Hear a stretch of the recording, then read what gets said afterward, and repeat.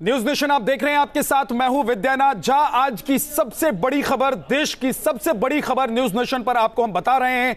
लोकसभा चुनाव पर सबसे बड़ी खबर आज आ सकती है। शाम 5 बजे चुनाव आयोग की प्रेस कॉन्फ्रेंस है और इस प्रेस कॉन्फ्रेंस के दौरान चुनाव की तारीखों का ऐलान मुमकिन है। यानी कि देश में कितने चरण में इस बार लोकसभा के चुनाव होंगे, किस तारीख पर किस राज्य में लोकसभा के चुनाव होंगे, कौन से राज्य में कितने चरणों में चुनाव कराए जाएंगे और क्या क्या इस बार के चुनाव में नया होगा, क्या दिलचस्प बातें होंगी, ये भी आपको लगातार न्यूज नेशन पर हम बताते रहेंगे। लेकिन शाम 5 बजे का इंतजार है, जब प्रेस कॉन्फ्रेंस चुनाव आयोग की तरफ से आज बुलाई गई है। उस चुनाव आयोग की प्रेस कॉन्फ्रेंस में आज उम्मीद इस बात की है कि तारीखों का ऐलान लोकसभा चुनाव को लेकर कर दिया जाए और इस बात की भी संभावना है कि 5 राज्यों में जहां पर विधानसभा के चुनाव होने वाले हैं, उन चुनावों की तारीख भी आज घोषित कर दी जाए।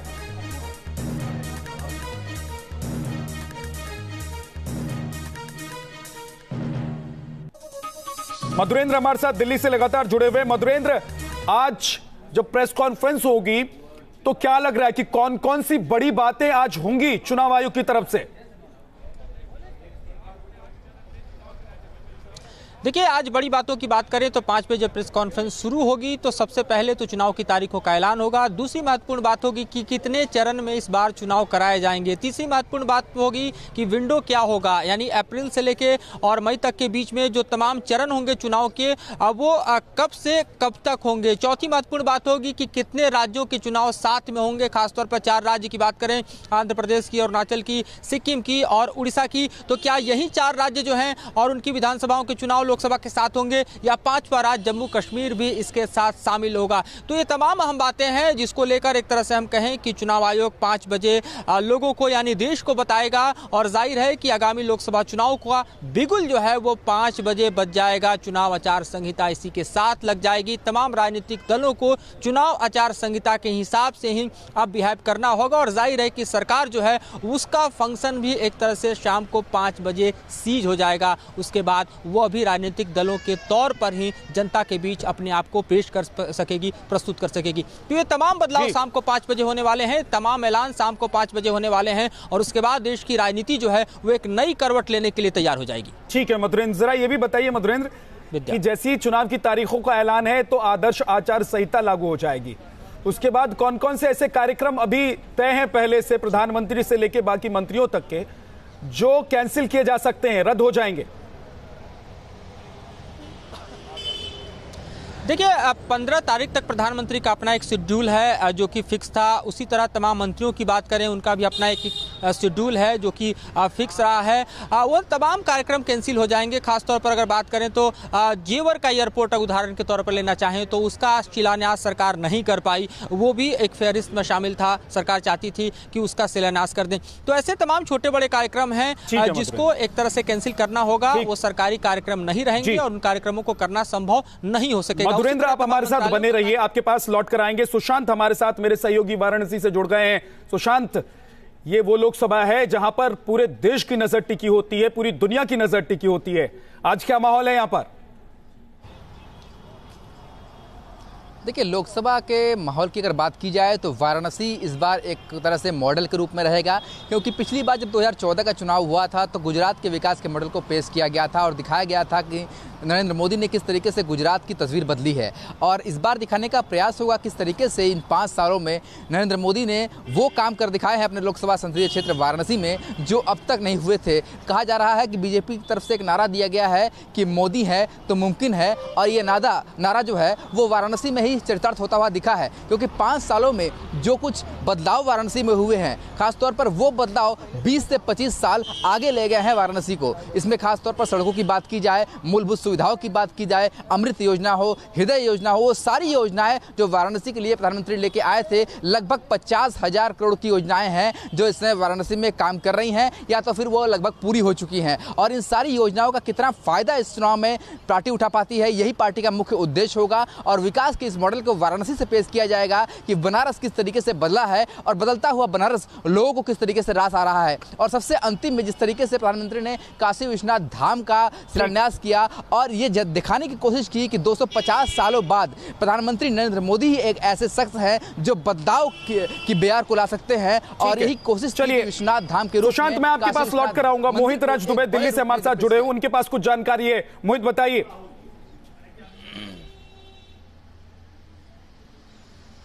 देखिए, सबसे बड़ी बात यही है कि चुनाव आयोग जो 5 बजे प्रेस कॉन्फ्रेंस करने जा रहा है उसको लेकर उसने तैयारियां मुकम्मल कर ली है। इस वक्त जो हमारे पास खबर आ रही है, तैयारियां मुकम्मल कर ली गई हैं और शाम को 5 बजे ही लोकसभा चुनाव की तारीखों का ऐलान किया जाएगा। उसको लेकर रिव्यू मीटिंग थोड़ी देर पहले हुई थी। आपको बता दें कि मुख्य चुनाव आयुक्त इस बैठक में शामिल थे, दोनों जो चुनाव आयुक्त थे वो भी इस बैठक में शामिल थे। सुरक्षा को लेकर बातचीत हुई है, सीसीटीवी कैमरे को लेकर बातचीत हुई है और किस तरीके से फर्स्ट टाइम वोटर को लुभाया जाए उसको लेकर बातचीत हुई है। यानी बाकायदा पूरी एकदम तैयारी कर ली गई है और शाम को 5 बजे आपको बता दें, जो हमको अभी खबर मिल रही है कि शाम को 5 बजे ही चुनाव आयोग प्रेस कॉन्फ्रेंस करेगा। इसके साथ करीब 4 राज्यों के विधानसभा चुनाव की तारीखों का भी ऐलान होगा। 2 तारीख को आपको बता दें कि 2 तारीख को जम्मू कश्मीर का दौरा चुनाव आयोग ने किया था और वहां की रिव्यू मीटिंग भी आज की गई है। तो कुल मिला के चौंकाने वाली बात यह होगी शाम को कि कितने राज्यों। जी ठीक है मोहित, उसका इंतजार है और जैसी आपको खबर मिलेगी हम अपने दर्शकों तक पहुंचाएंगे। इस वक्त हमारे साथ श्री प्रपंच चेन्नई से जुड़े हुए हैं।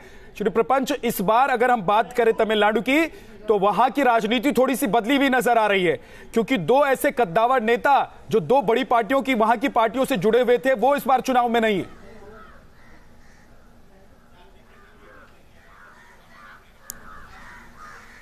हम बता दें कि आप सही कह रहे हैं, इस बार करुणानिधि और जयललिता जो बड़े दिग्गज की तरह से माने जाते थे, यहाँ पे तमिलनाडु की राजनीति इन दोनों आइकॉन्स के सराउंड रिवॉल्व होती थी। हम बता दें कि ये दोनों अब नहीं रहे और यहाँ पे इस बार अगर देखा जाए तो अलायंस के बेस में इस बार लोकसभा चुनाव लड़ा जा रहा है। पिछली बार अगर देखा जाए तो एडीएमके ने क्लीन स्वीप 37 पार्लियामेंट्री सीट्स में की थी, अकेले लड़े थे और पूरे 99% of the vote share ADMK की मिला था। इस बार देख सकते हैं कि यहाँ पे अलायंस के बेस में एडीएमके खुद बीजेपी के साथ अलायंस में है और डीएमके के साथ कांग्रेस अलायंस में। हम ये भी बता दें कि लोकसभा के साथ साथ इस बार विधानसभा 21 सीटों में होने की भी बाईपोल इलेक्शंस की यहाँ पे संभावना है। तो देख सकते हैं कि यहाँ पे एडीएमके ने उनके अलायंस के साथ एक एग्रीमेंट साइन किया है। जो भी इनफैक्ट लोकसभा के अलायंस में इनके साथ एडीएमके के साथ है, वे सारे लोग 21 विधानसभा में जो भी बाईपोल होने वाले हैं उनके लिए समर्थन देने के लिए यहाँ पे एग्रीमेंट साइन हुआ है। तो देख सकते हैं कि साफ तौर में एडीएमके सभी अलायंस पार्टीज को यहाँ पे एकजुट कर रहा है ताकि वो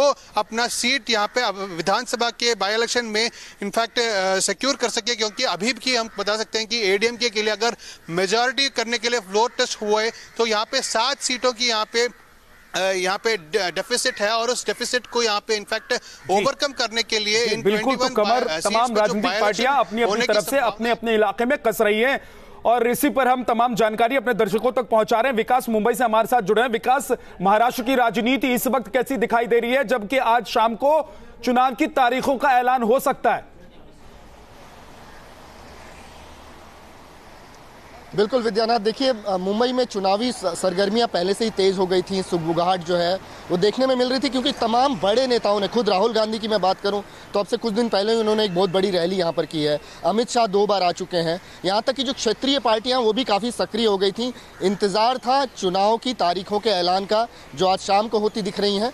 और इन तारीखों के साथ ही हर राजनीतिक पार्टी इस राजनीतिक समर में रणभेरी बजाती नजर आएगी, उनकी तैयारियां पूरी हो जाएंगी। वैसे मैंने कुछ देर पहले मुंबई के कुछ लोगों से बात की कि अब की बार वो इलेक्शन कमीशन से क्या उम्मीदें करते हैं कि किस किस्म से चुनाव महाराष्ट्र में हो, मुंबई में हो। मैं बता दूं कि मुंबई में 6 लोकसभा सीटें हैं, जबकि पूरे महाराष्ट्र में 48 लोकसभा सीटें हैं। तो ज़्यादातर लोगों ने हमें यही कहा, यही उम्मीद जताई इलेक्शन कमीशन से कि पूरे राज्य के चुनाव अगर एक ही चरण में हो जाए तो वो सबसे बेहतर होगा, ताकि जो लोग हैं वो ज़्यादा ड्रैग नहीं होंगे इस चुनावी सीज़न में। तो उनकी ये अपेक्षा। इसके अलावा जो दूसरी अपेक्षाएं हैं वो ये हैं कि जो भी पार्टियां चुनाव पे जो खर्च कर रही हैं उनका जो तरीका है, इस पर इलेक्शन कमीशन अब की बार बहुत ही बारीक नज़र रखे, बहुत ही विजिलेंट वॉच हो उनका। जिस तरीके से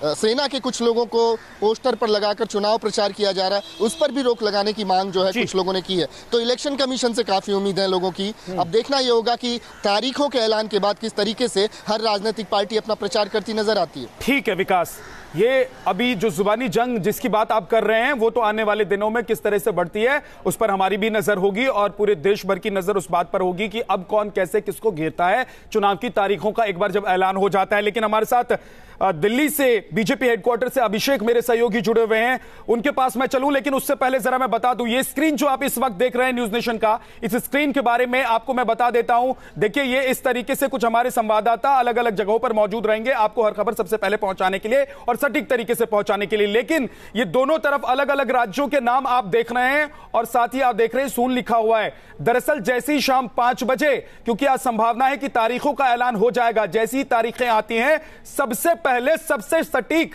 न्यूज नेशन के स्क्रीन पर आप देख पाएंगे कि आपके स्टेट में आपके इलाके में कहां कितनी तारीख को लोकसभा के चुनाव हैं। तो लगातार आप हमारे साथ बने रहिए। अभिषेक का रुख करते हैं। अभिषेक, बीजेपी की तरफ से कोई प्रतिक्रिया आ रही है, कुछ गहमा गहमी नजर आ रही है?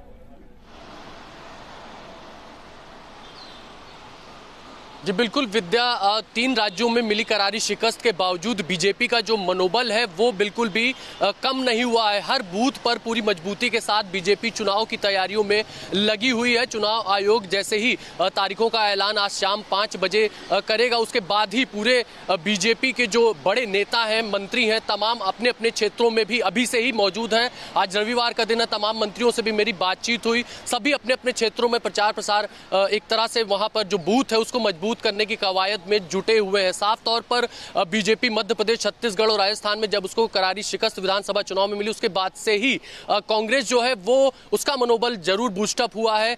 बात अगर उत्तर प्रदेश की जाए तो 80 सीटों में करीब 72 सीटें बीजेपी के पाले में आई थी, यानी कि केंद्र की सत्ता पर काबिज होने के लिए यूपी के गलियारे से होते हुए गुजरना पड़ेगा। विद्या, इतिहास गवाह है कि दिल्ली में 7 सीटें हैं और इन 7 सीटों पर जिसका कब्जा होता है वही केंद्र पर काबिज होता है। तो पूरी तरह से दिल्ली में भी फोकस है बीजेपी का, साथ ही साथ तमाम राज्यों में भी बीजेपी का पूरी तरह से गठबंधन की जोड़ तोड़ की राजनीति को लेकर भी आप लोगों से हम बात करेंगे ताकि हमारे दर्शक समझ सकें कि इस बार 2019 लोकसभा चुनाव में गठबंधन की राजनीति कैसे आगे बढ़ रही है।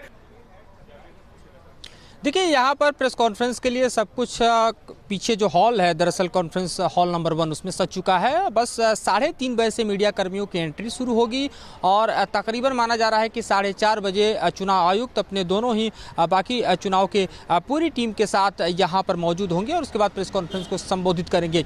जाहिर है इस संबोधन पर समूचे देश की निगाहें टिकी हुई हैं। 10 लाख बूथ, 543 सीट और 88 करोड़ मतदाता, यानी दुनिया का सबसे बड़ा महापर्व अगर हम इन टर्म्स ऑफ डेमोक्रेसी की बात करें तो उसकी ये तैयारी है, उसका ऐलान है। तो आप समझ सकते हैं कि किस तरह से भारत के भावी भविष्य को तय करने के लिए ये चुनाव एक बेहद महत्वपूर्ण, हम कह सकते हैं कि चुनाव है जिसके तारीखों का ऐलान होने जा रहा है। कितने चरण में चुनाव होंगे, किन राज्यों में कितने चरण होंगे, चूंकि ये देखा जा रहा है कि सुरक्षा के बाकी इंतजाम जो हैं उसके मुताबिक चरण तय किए जा रहे हैं। जिन राज्यों में सुरक्षा के चैलेंजेस ज़्यादा हैं वहाँ 4 से 5 चरण में चुनाव हो सकते हैं, ऐसे 4 से 5 राज्य बताए जा रहे हैं।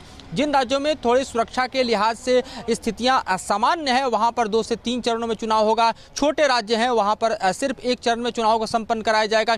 तो इस तरह से समूचा खाका चुनाव आयोग ने तैयार किया है और उसका ब्यौरा एक तरह से देश के सामने मीडिया के माध्यम से चुनाव आयुक्त पेश करेंगे। 5 बजे का समय यहाँ मुकर्रर किया गया है।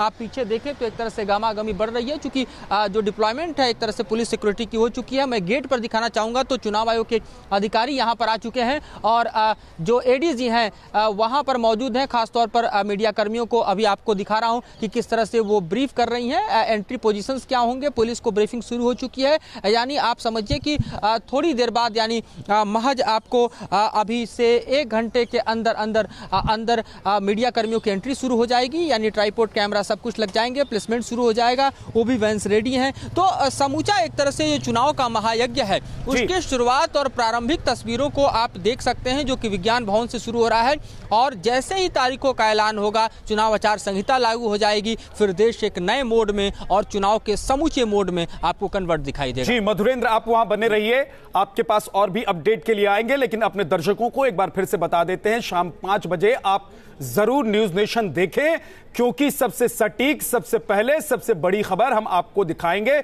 आप तक पहुंचाएंगे। जैसे ही चुनाव की तारीखों का ऐलान हो जाएगा आप इसी तरीके से स्क्रीन पर दोनों तरफ उन तारीखों को देख पाएंगे बहुत स्पष्ट तरीके से, अलग अलग राज्यों में कौन सी तारीख को किस राज्य में कहां पर चुनाव होंगे, वो आप कुछ इस तरीके से स्क्रीन पर दोनों ही तरफ देख पाएंगे। एक